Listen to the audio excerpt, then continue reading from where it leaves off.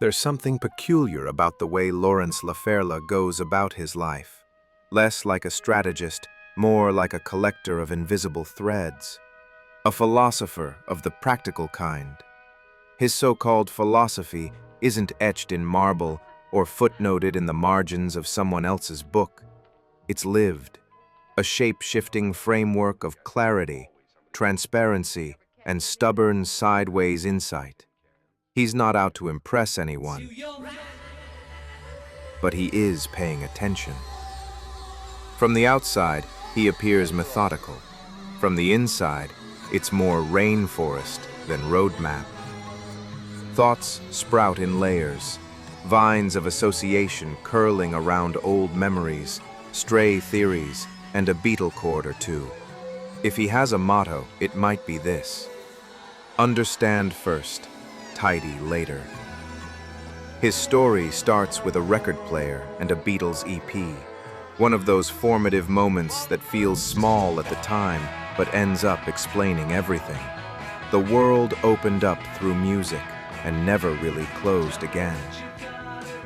Born in 1960, he was the youngest in a boisterous Boston household with 4 older siblings and a turntable that doubled as a spaceship. His sisters brought home the Beatles before most Americans knew how to spell the name, and the needle dropped like a ritual. By the start of 1964, before he could read, Larry was lifting the arm of his toy phonograph and cueing up Till There Was You, spinning it again and again in the echo chamber of his small mind. A kind of rosebud, if you like.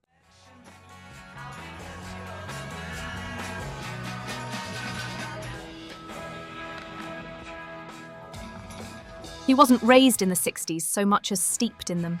Long hair, oversized headphones, and a precocious wit sharpened on late-night TV and LP liner notes.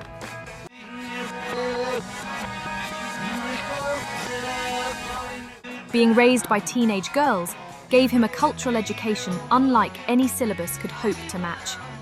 On car rides to kindergarten, the Rolling Stones played from the radio like they were sending him private messages.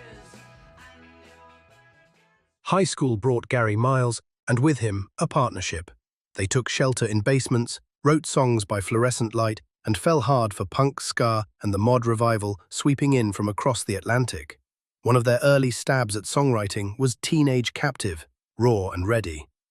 By 1980, they had a name, 007. Joined by Steve Harrell and Dee Rail, the band got noticed for their live shows, messy, electric, and defiantly genreless. The bands, 007, Dub 7, punk ska pop adventures that taught him how to make noise that means something. Larry on stage wasn't just a singer. He was a conductor of moods, somewhere between Terry Hall and a neighborhood preacher with a mischievous streak. One night in 1980, he and Dee Rail spent the night in jail, a skirmish with the cops that only added to the band's myth. In 1982, 007 opened for The Clash at the Cape Cod Coliseum. Larry was bagging groceries when the call came. Hours later, he stood before 7,000 people, then wandered backstage, where Paul Simonon handed him a beer and Joe Strummer nodded as if to say, "You're doing all right, kid." The band morphed into Dub 7, landed in the finals of the WBCN Rock and Roll Rumble, and briefly caught the attention of local commercial radio. After Dub 7 came the Kessels, a shift in mood, a little more sparkle, a little more ache.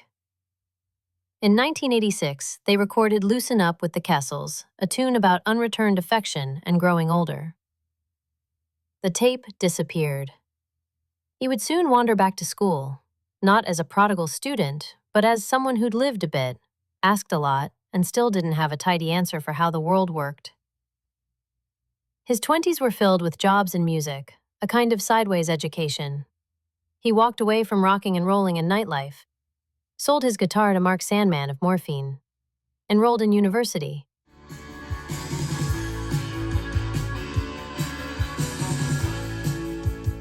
When he enrolled at UMass Boston in his late 20s, it felt like returning to something that had been paused, mid-thought. He wanted tools, language, a way to chase down social patterns that had tugged at him for years. The subjects psychology, anthropology, philosophy overlapped and bled into one another, like radio signals crossing wires. He followed them, slowly and deliberately. He built things, research projects, arguments, questions, with the same sensibility he once brought to a stage. He looked for mood, for structure, for meaning in the middle of noise. Sometimes he worked alone, sometimes in quiet collaboration. The usual categories, undergrad, grad, honours, meant less than the actual labour, which was thoughtful, absorbing and often oddly joyful. He started learning again, formally this time. Social psychology, hermeneutics, and Darwin in the afternoon. He chased ideas with the same energy he once brought to the stage. Somewhere along the line, he stopped asking if he fit in, and started asking if the system made any damn sense. What he picked up during those years never quite left him, whether helping someone bridge a language barrier or trying to reframe a cultural moment through a podcast. The thread is still there, a habit of deep listening, a love of half-buried structures, and the sense that with enough patience, even strange ideas can come into focus. He moved to Japan, stayed for decades, immersed himself in the cultural rhythm, timing, nuance, harmony. He learnt a lovely idea of itaikan, shared understanding. But when things slipped, as they sometimes did, he felt the quiet tension of being out of sync in a society that prizes precision. Still, he adapted, learned, adjusted, slowly. Decades passed. Then, in 2023, the master tape for Loosen Up with the Kessels surfaced again. Larry had it restored in Bristol and mastered in Nashville. It's now available on all streaming platforms. Now he still lives in Japan. He runs a boutique division called Japan Translation, a small, tight outfit nested inside Whip Japan Corporation. The business is for him a kind of philosophical workshop. He builds systems that think, anticipate visitors' needs and concerns. He believes websites should sort, not shout, that contact forms should ask questions worth answering, that transparency matters more than flash, that friction can be a compass. He also co-created Beatles 60, a project chronicling a world in motion in the 1960s, mostly centered on the experiences of the Beatles. Participants in the project follow each day 60 years past in real time. Some treat it as a tribute. For Larry, it's an ongoing excavation, a way of walking backward into the music that first opened his ears.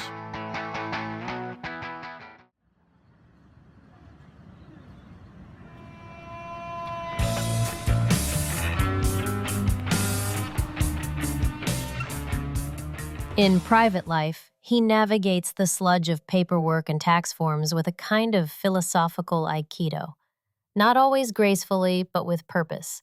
He breaks things down, not just into steps, but into initiation-sized moves. There's mindfulness in it, not the trendy kind, more like an old radio tuning itself to a quiet station just out of reach. His mind, he says, works like a rainforest, slow, shadowed, full of life forming in strange places. It's not a metaphor he offers lightly. For him, it means complexity with purpose, roots tangled with canopy, slowness with depth. And if you wander in, he'll walk with you a while. Just don't expect a straight path. In the end, it's not about productivity. It's about coherence. He's still connecting things, still trying to give memory a decent shape, lining up what with how the mind really works, staying strange enough to stay awake. And if you ask him what he believes in, he might say, listen carefully, then maybe loosen up.